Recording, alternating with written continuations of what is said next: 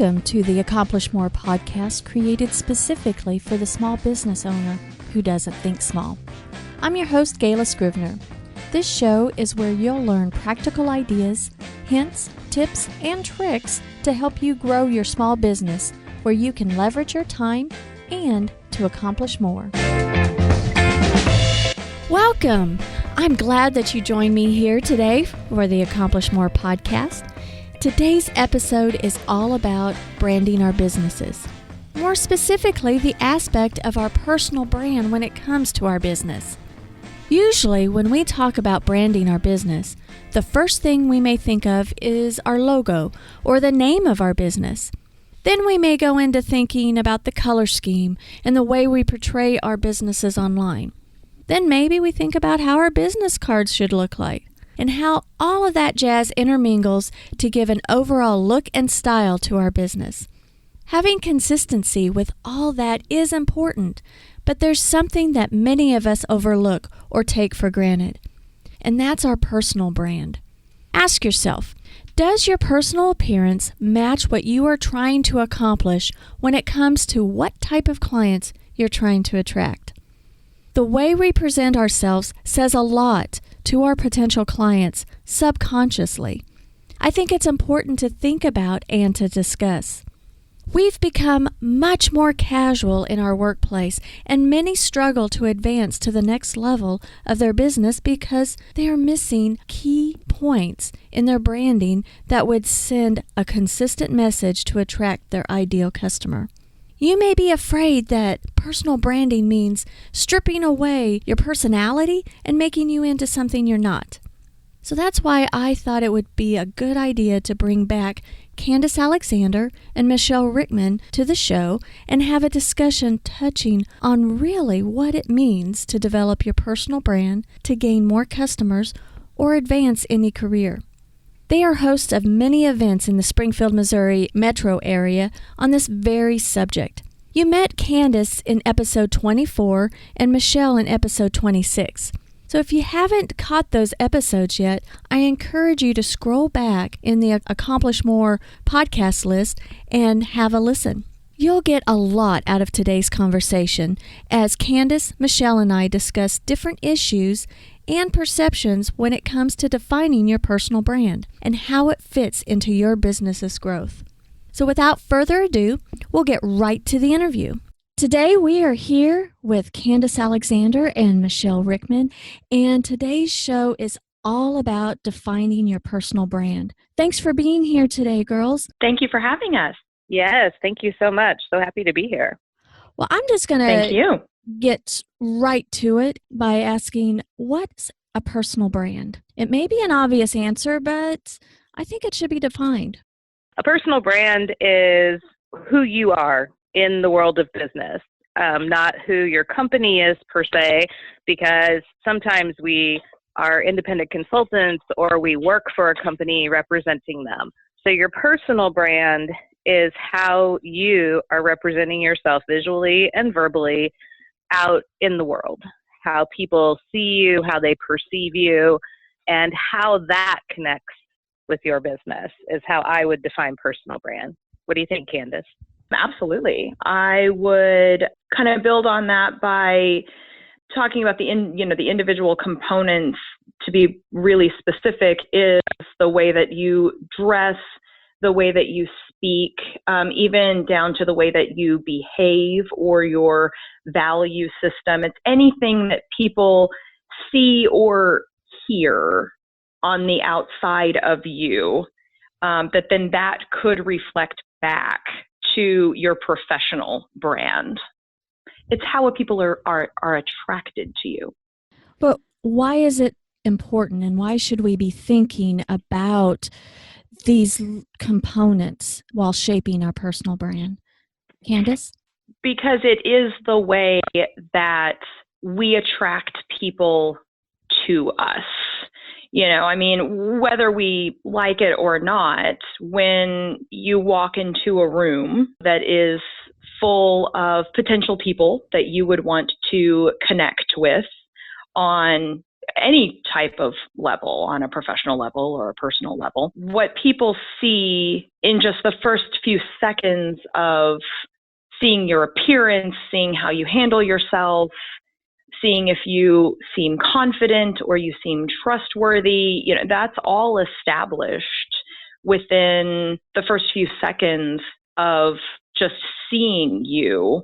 A lot of times without even first hearing your verbal message or what you have to speak about or what you can say about yourself. And so that's going to be your initial icebreaker with someone is, how you carry yourself. That's what's getting your initial connections with potential clients, or if you're representing a charity, potential donors. So it's very, very important to take that into account and to strategically design that in the same way that you would design your professional brand or your sales tactics or anything else pertaining to your business. Michele, would you agree? I do agree with that. And just in addition to that is, that short period of time that Kandice is talking about, research tells us that you have about 7 to 15 seconds to make that visual impression. And once you've done that, you have about 30 seconds to capture their interest about what you do or what you're representing. And I believe that it's what sets you apart. It's how you define yourself as a business person or as a person out there in the world. It shows people who you are and what you can do for them. And I think that in a world where there are a lot of us that have our own businesses, or we're a part of a company where there are several of us representing that company, to be able to set yourself apart and make yourself memorable, in a good way, of course, is extremely important out there. Absolutely. And what should you think about when defining your personal brand? So we like to tell our clients that your personal brand is a combination of your own personal preferences as far as what you feel comfortable wearing, how you feel comfortable speaking, even down to the way you accessorize, the way you do your hair, the way you might do makeup, your own personal skill level in all of those areas, but then also combined with knowing your audience. What is the goal of your personal brand? Who do you want to attract? How much money do you want to make? What kind of clients do you want to gravitate towards you? And so we help people navigate what both of those areas are and then find a way to put them together harmoniously in a way that's easy for the client to duplicate every day, that's going to achieve their goals. Exactly. We refer to that a lot of times as their signature style. It's something memorable. It defines them. It sticks in someone's mind. It draws someone to them. And then we help them take their ideas, their words, and craft them into an effective form of communication. So a lot of people refer to it as an elevator speech. We like to call it their 30 seconds. And it really is what they use all of the time. It's their words. We just help put it together in a way that is effective for them and to continue on with those clients that they've already captured because of their signature style.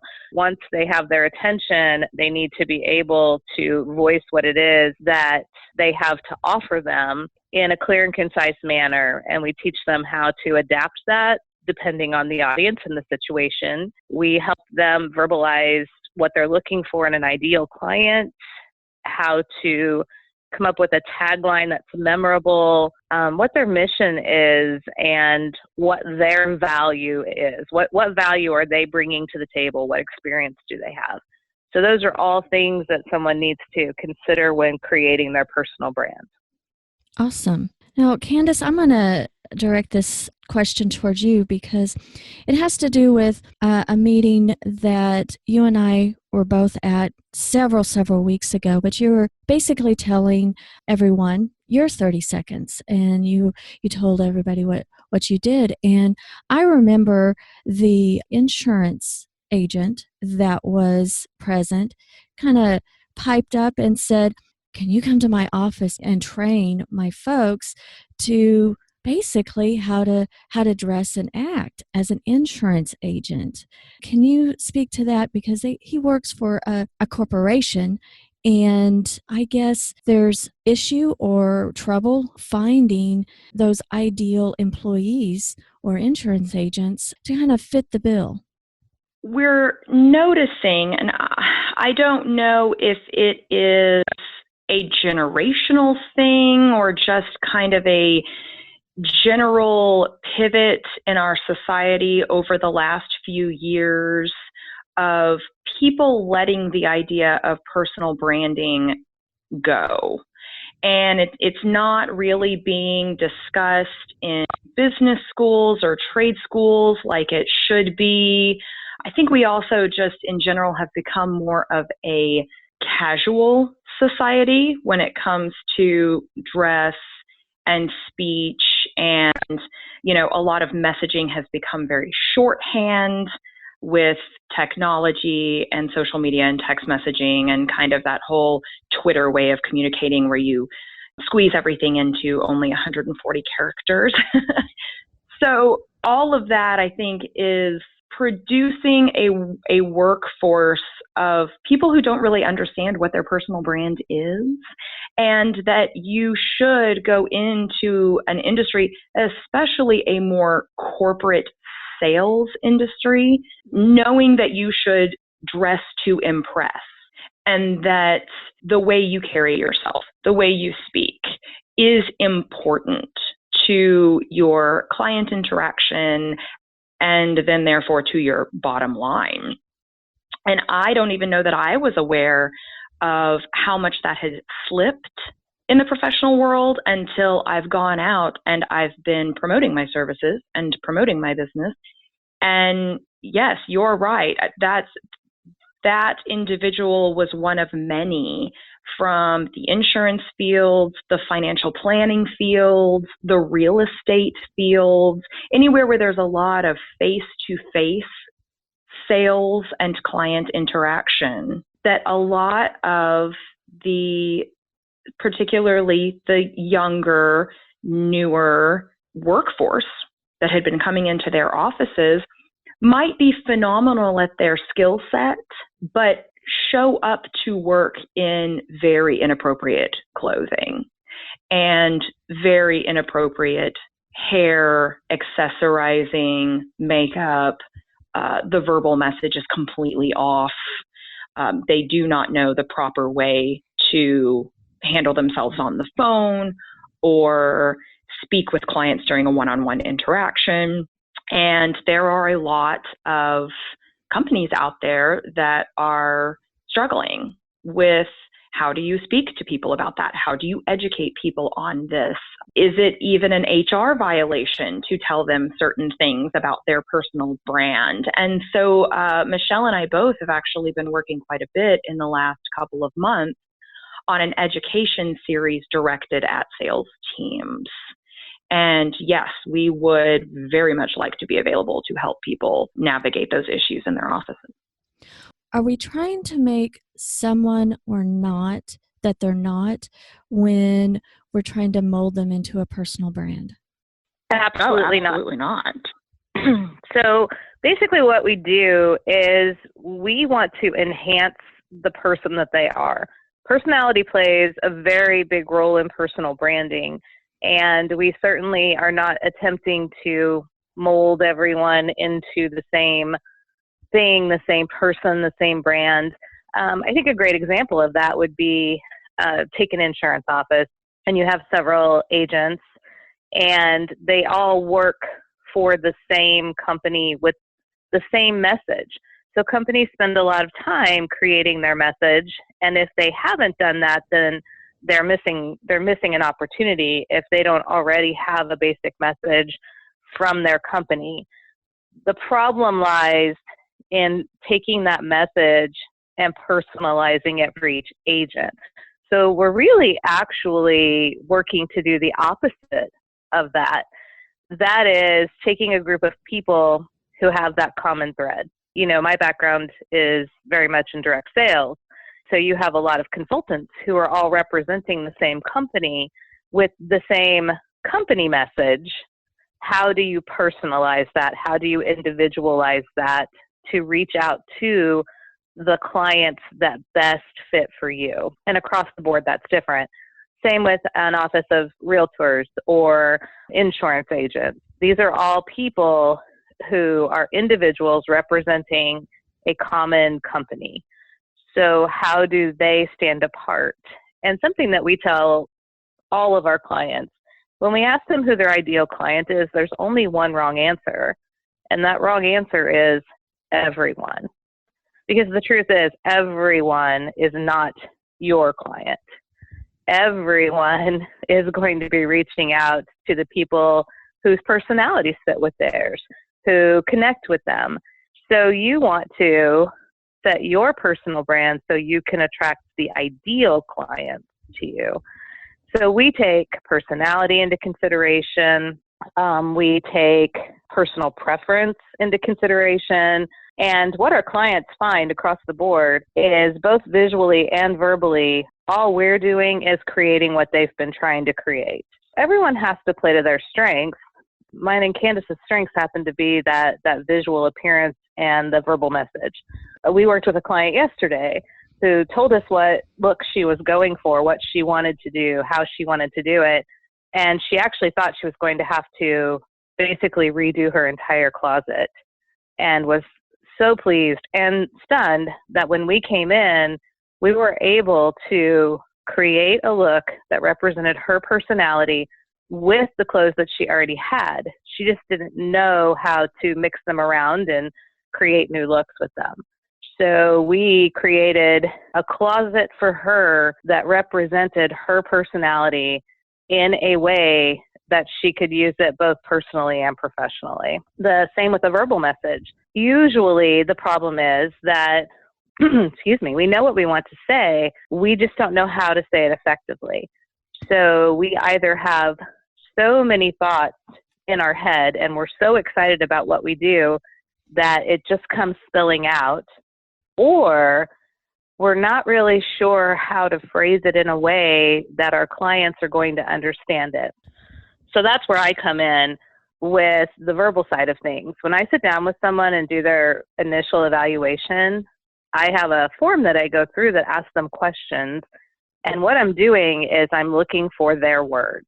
If they're able to just sit down and leisurely talk to me and explain to me what it is that they do, I'm able to pull out all of those keywords and put them back together in a way that they can do that anywhere, anytime, and do it in an effective manner. You know, my tagline for my business is where it's you, only better, because that's what we're doing, is we're taking who you already are and taking the best parts of you and putting them out there. Awesome. I'm going to shift gears real quick and then kind of dovetail back into that. But you have your separate businesses, but you work together as a team for several mutual clients, and you've teamed up to have several events coming out this summer. And the first one is May 5th. Correct me if I'm wrong. Is the event name Show Them What You Know? It is. If you could tell the audience a little bit about that event and how that's set up. Okay. It's an educational event where we have it structured that it's the 6 steps to attracting the ideal clients. And we walk everyone through that signature style process and the verbal message process. And I did want to address that. I know sometimes out there, people are surprised that Kandace and I work together. I think that a lot of people are like, wait, your businesses, you're in competition, and we're not. We're very complementary businesses for each other. Kandace has an extremely amazing background in the visual presence, the art of makeup and aesthetics and all of those things, plus the fashion side. I have the fashion and accessory side of things, and then the verbal. So it was just a perfect opportunity to blend our talents together and share them so that basically people are getting more bang for their buck when they're coming to something that she and I are doing together. And we love working together. So our structure is a seminar style, but we do some hands-on with that. We actually have them answer questions and fill in the blanks so that they can get an idea of how to get started on creating that personal brand or strengthening the personal brand that they already have. We can also help them in that time frame identify if it's something that they need to take a step further and work with us individually or together with them and their sales team or their company. So it's really ideal for individual business owners, or it's fantastic for business owners to send their sales teams or employees to, for direct sales people who have a team that really would like to teach them the personal brand. And we do it in a fun, interactive way. Kandice, you want to add to it?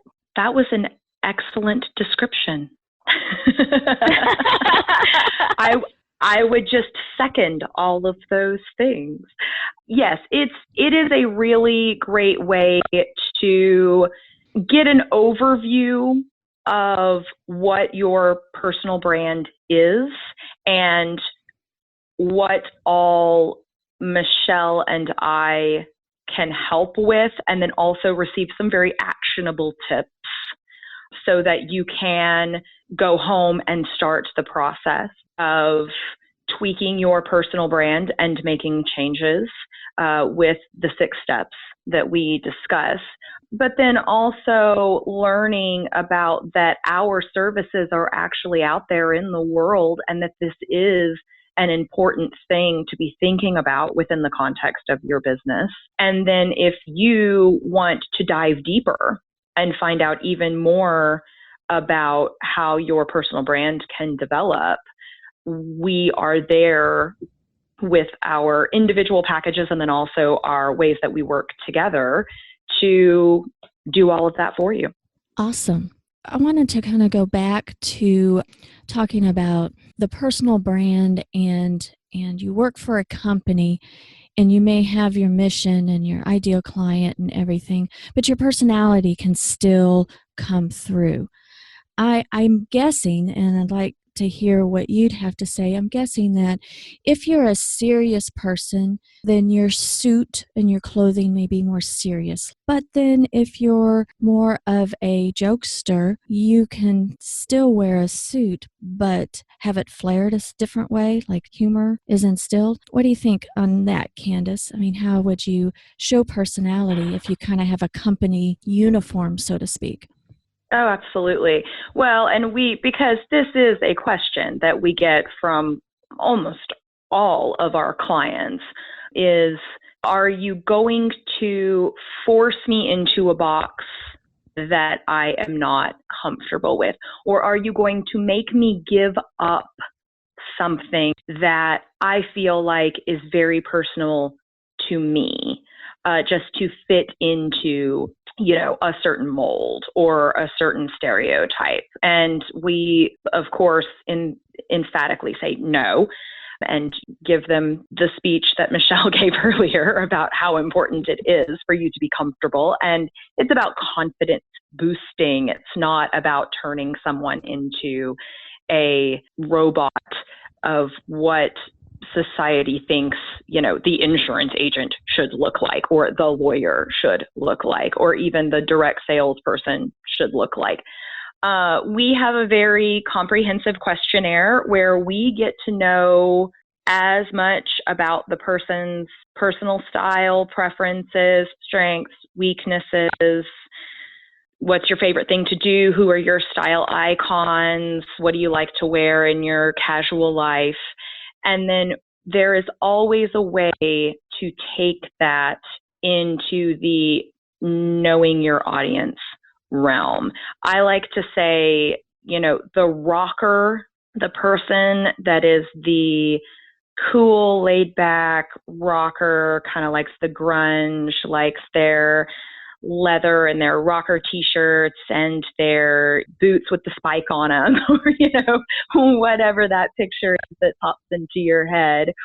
There is always a way to transform that into the more traditional business suit, professional, buttoned up, kind of corporate looking salesperson that's going to be palatable to that higher end client that they are trying to attract. And right, like you said, it might be they're in the suit, they're in the heels, or they're in the, classic loafers if they're a gentleman, but maybe they have, kind of a edgy watch on, or a really cool necklace or earrings, or maybe we hide that rocker t-shirt underneath that suit so that, when you go to the more casual meeting a little bit later, you just unbutton the blazer and you show that off. There's always little hints to the personality that can be, shown off. And Michele, you might want to share a story. You had a story of a client you worked with that would probably be considered a traditional, what we might call a hippie, someone who was earthy, flowy, laid back, but was having to meet with some clients that personal brand may not have gotten her what she had wanted. Right. She was getting ready to interview with a group of people that she needed to appear very professional. But the interview was based on her. She was actually nominated for something, and she was being recognized. And this was moving on in the next level of thing that she was nominated for, the competition, I guess is what you would refer to it as. And it was really funny because she called me and said she needed help. So I went over and I said, well, what are we looking for? And she said, well, I guess I'm looking for hippie professional. I said, so basically you want boho chic professional. And she goes, is that a thing? I said, I think we can make it a thing. I think that we can do that. So we took her wardrobe, we took some of her business clothes, and simply by just mixing and matching, because she had her closet divided by business clothes and more of her personal attire that she was most comfortable in.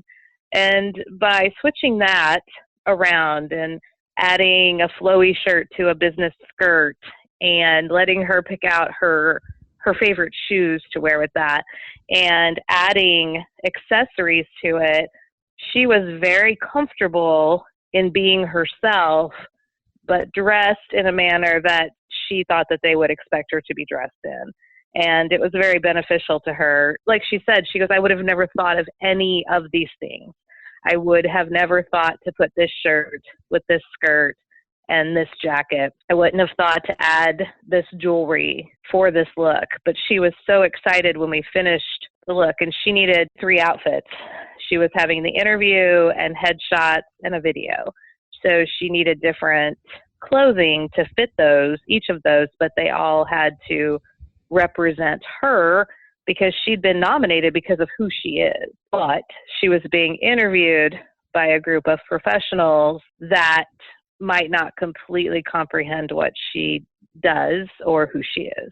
So we needed to balance that out for them. So that's what we did. I love that.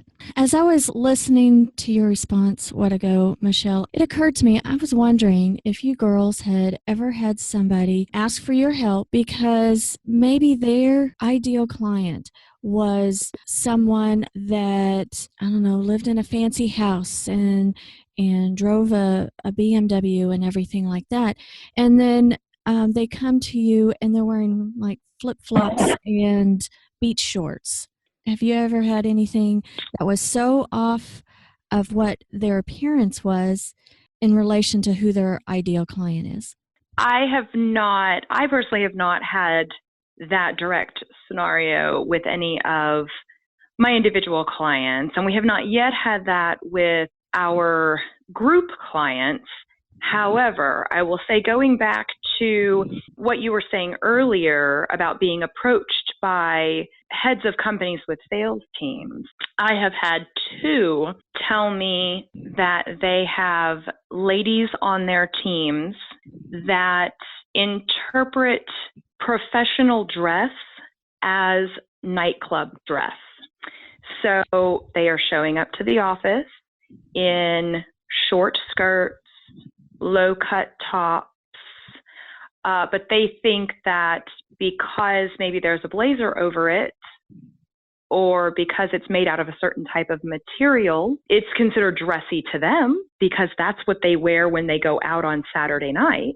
That must be what also you would wear to the office, which of course we know, especially if you work in finance or real estate or insurance or any type of higher end sales, that is not what you want your client to see. In fact, one manager brought up to me that she thought it even became a safety issue because it could get that employee into a predatory type situation with a client. And you also have to think about the fact that the client that is living in the large house, driving the BMW, is going to want to perhaps invest a large amount of money with you or buy a high-end home that's going to yield you a huge commission, is probably over the age of 50. It's usually going to be a married couple. This is not the kind of audience, when we talk about knowing your audience, that's going to be respectful or respect the girl who's dressed like she's about to go downtown to the nightclub. I have gotten multiple requests for educating and shifting that mindset in sales teams. So that might be the equivalent to the flip-flops and the shorts. It's definitely a problem. Michele, have you had I have. I've had it happen a couple of times. Of course, I've been coaching a team in my direct sales businesses for years, and I did have a lady who approached me and said, I need help. I don't understand why my sales are so small. She said, I can have, lots of people come to an event or a party or whatever, and I still have this small amount, and now I'm not getting bookings and things like that. So, I knew the answer to the question, and I just hadn't had the opportunity to address it yet. But she was very casual, very beachy. Shorts or jeans, and like you said, the flip-flop scenario and baggy t-shirts, things like that. I made some suggestions and went to her house, and we looked in her closet, and really all I helped her do was, instead of her usual flip-flops that she wore, we went and got her some fun sandals that were just as comfortable as her flip-flops. We changed up what she was wearing a little bit, and instead of a lot of flowy clothing, we got her some things that were equally fun to wear, just a little more fitted, a little more professional, and it changed everything for her. It allowed her to connect with a broader audience of people. It lended to the fact that she knew what she was talking about in her business. It helped her connect to those ladies and gentlemen that she wasn't able to connect to before because I think they really just were not taking her seriously. So that would be my first example. My second one is I've worked with several college students who are graduating with their masters, and they are going from their college wardrobe to their business wardrobe. And some of them know how to do that, and some of them really don't. And I had actually a young lady and a young man, both of them. They were friends, and a mutual friend introduced us because they both had wonderful credentials. They were coming out with great resumes and high grades, but they were not getting the job positions that they wanted. They weren't hitting it at the interview, and it was because they were too casual. And it was interesting that they didn't know they were too casual. They thought they were dressed up. And so we walked through adjusting their wardrobe, amping it up. And I did a lot of that with the clothes that they already had. But it was a matter of showing them what was comfortable but professional as opposed to comfortable and casual. Both of those fall into that category. So as soon as you asked it, yes, I have encountered that. And they were amazed at the fact that I could give them the same comfort, but up the look.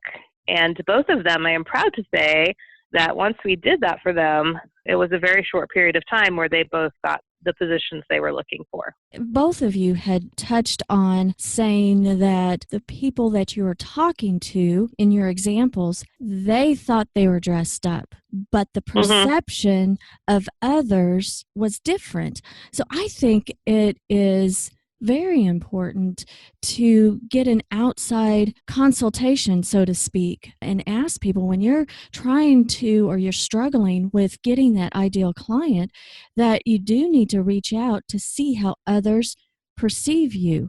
If they perceive you as flighty, is it because the way that you communicate, or is it that it has something to do with the clothing? Those nonverbal type of cues, it all goes together. I find that interesting that both of you said that people perceive themselves as dressed up or put together, but others don't. Perception is reality, and I think that that's something that people forget. And you just really actually triggered a conversation thought in my mind of a conversation that I just recently had with someone. We were talking about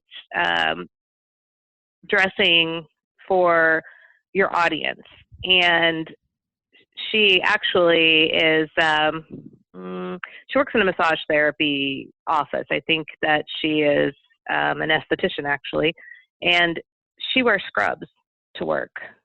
Her thought process was that going out to networking events and business meetings in her scrubs was showing her professionalism.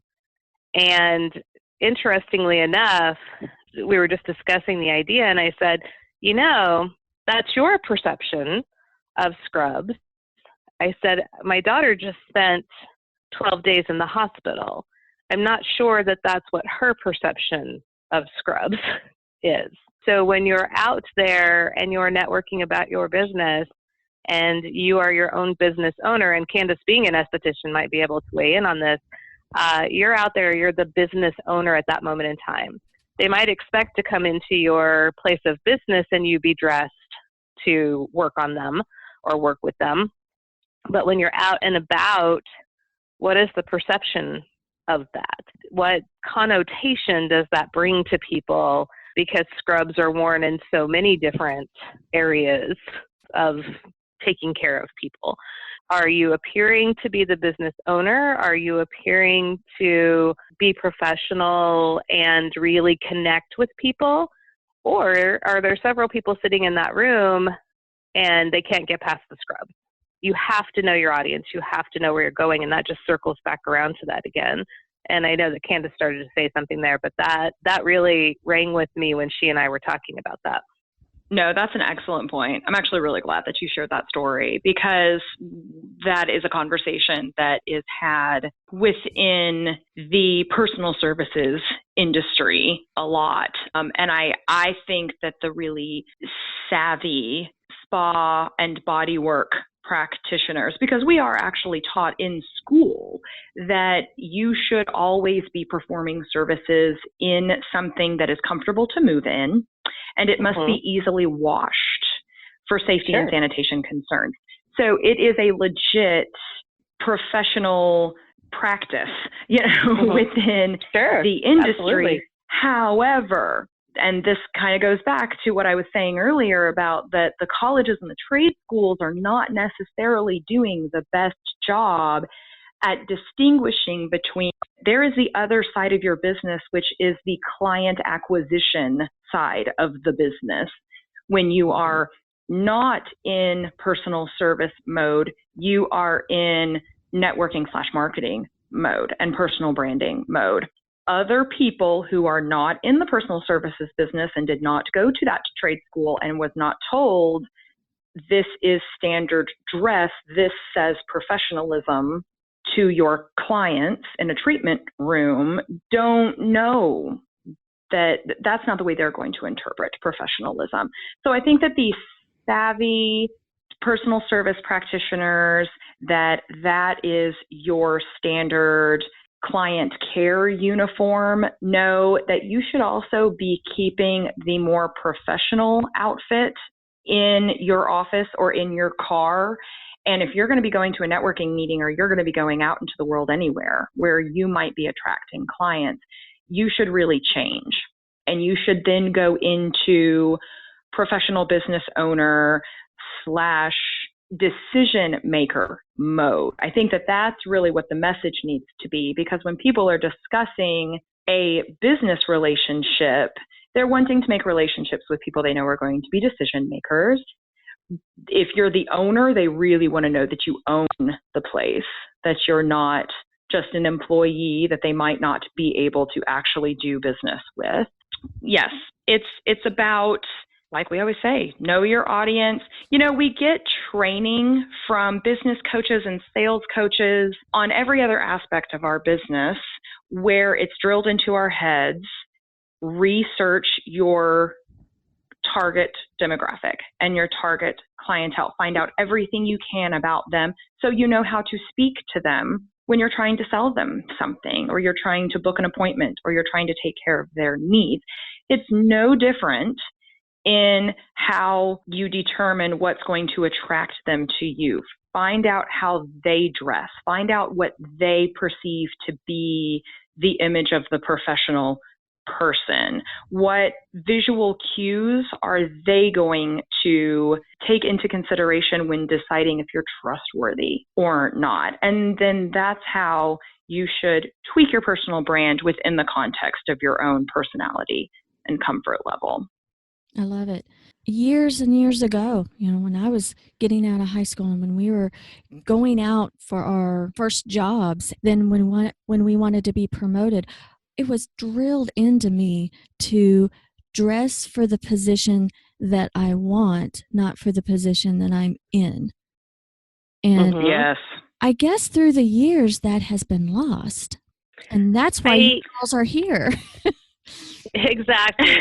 And what's interesting is I think that across the board, it's something that might even still be talked about, but not explained. Even when I was teaching many moons ago, I found that to be true, that I would say to students, we're going to a debate tournament and the dress code is professional dress. And I would send a note home with their parents. Well, the first couple of times that I did that, what the kids showed up to the bus in, what their parents perceived as professional dress wasn't what I thought it should be or what was expected at that tournament. I realized and probably at that was point, a wide variety of things. It really was. And what I realized is that I assumed that people knew what that meant. But unfortunately, not everyone does. And so that I had made the mistake of not actually explaining that. I think that happens quite a bit as well. And the other thing that I wanted to touch on with that too is we do make the mistake of making assumptions and not really looking out there at who our audience is. And I just spoke on this not long ago. And this comes true with the verbal message too, that a lot of times we just assume that people understand our profession. I'm out in the networking world a lot, and I hear a lot of business owners or workers or salespeople who will stand up and say something like, I'm a realtor. And you guys all know what that is. You all know what I do. Or I'm... Right. Or I'm an insurance representative, and you all know what I do, so that's how you refer me. And I think that we make that assumption across the board in our appearance and in our words. And it's very important to differentiate in that. I think that is so true. Getting back to kind of the fundamentals, but I think that our society, or we've transitioned that we want to show our personality. But I think we're scared that when we think about things or address things about personal branding that we're stripping our personality away. And you've said that that's not that at all. So I urge any business owner, trying to grow their business, you need to connect with Michele and Kandice, because there is a lot to personal branding. And their upcoming seminar, May 5th, is local to Springfield, Missouri. And could you tell us a little bit about that, how it's going to be set up, maybe the timing? Absolutely. Michele, do you want to take that one? Oh, I knew you were going to say that. Okay. Well, it is structured that the attendees will come in. We will walk them through the 6 steps of personal branding, and they will actually be filling in the ideas with their own answers. So when they leave, they will have a starting place. And, for some people, that's all they need is just that starting place. For everyone else, they can see what they need from there. It's a great opportunity for business owners, managers to even send their teams to it to get that overview. That's an option as well. It is from 9 to 11, and it's a Saturday, so it'll be about 2 hours. Or is it till 11:30, Kandice? I believe we did go to 11:30 once we got through everyone's questions and answers last time, because we do try to make it as individualized to the people in the room as possible. Mm-hmm. So there's a lot of opportunities for question and answer and open discussion. We try to not have it be something where we're just talking at you for 2.5 hours. We both realize that lecture format is not conducive to learning in many cases, and this is one of them. So we do use examples of actual people in the room, which makes it very beneficial because people do get to put that out there and ask those questions, and we make it very personalized to the attendees. So that's very nice too. We walk them through the first steps. The first 3 steps are about visual branding, and the next 3 steps are about the verbal branding side of things. And like I said, when they leave, they're going to be prepared with a starting point so that they can take off from there, decide what they already have in place, what they might need to put in place, and what they might need help with. And then from there, we can even help them with a personalized version of that if they need it. 2.5 hours of your time, and huge benefits from that. Our feedback already from the first one that we did is that it was tremendously beneficial for the people who attended, that things have already changed for them. Well worth the time, effort, and money. And there is a cost to it, so what's the investment? Tickets will be available on Eventbrite. We do have an early bird pricing of $99, and then closer to the event, they will go up to $129. That is well worth it. With your feedback that you've been getting and with the investment of just going to that, just getting one client, and you'd get your rate of return on that for sure. I'll have the links in the show notes for the event and your contact information, because if anybody is listening to this podcast after the May 5th event, Michele and Kandice do seminars frequently, but they also would love to talk with anyone that is interested in coordinating a special event or even working up an online seminar if you needed one. I guess I'm speaking for you girls, but we've talked before. Nope, absolutely. Absolutely. And this is true too, that we can come and do this same event and personalize it for a business.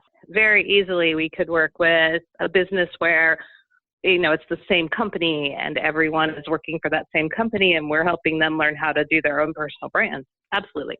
That is awesome. Michele, what's the best way that people can reach you? Well, they can go to my website, which is www.michele.rickman.com.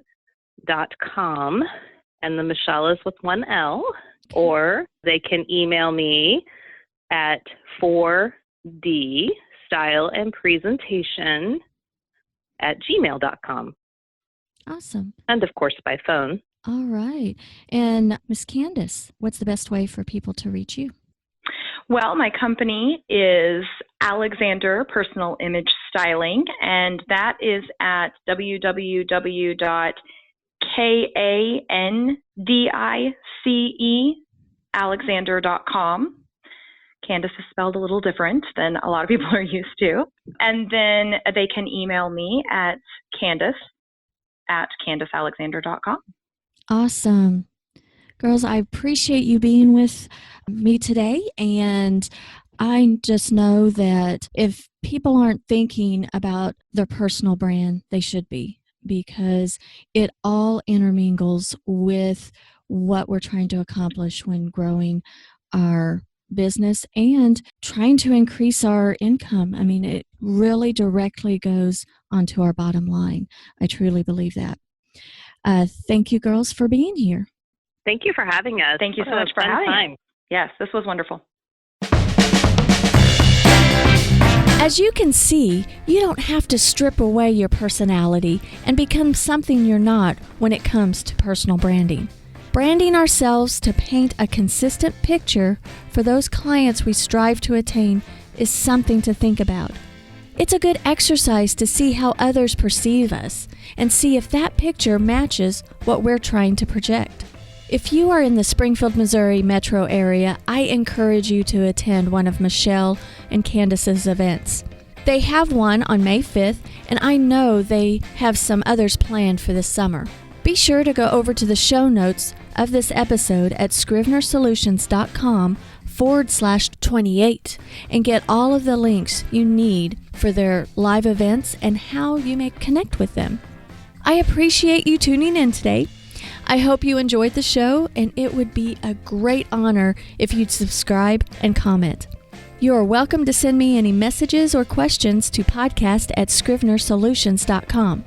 That's podcast at scrivenersolutions.com. Until next time, have a fantastic week.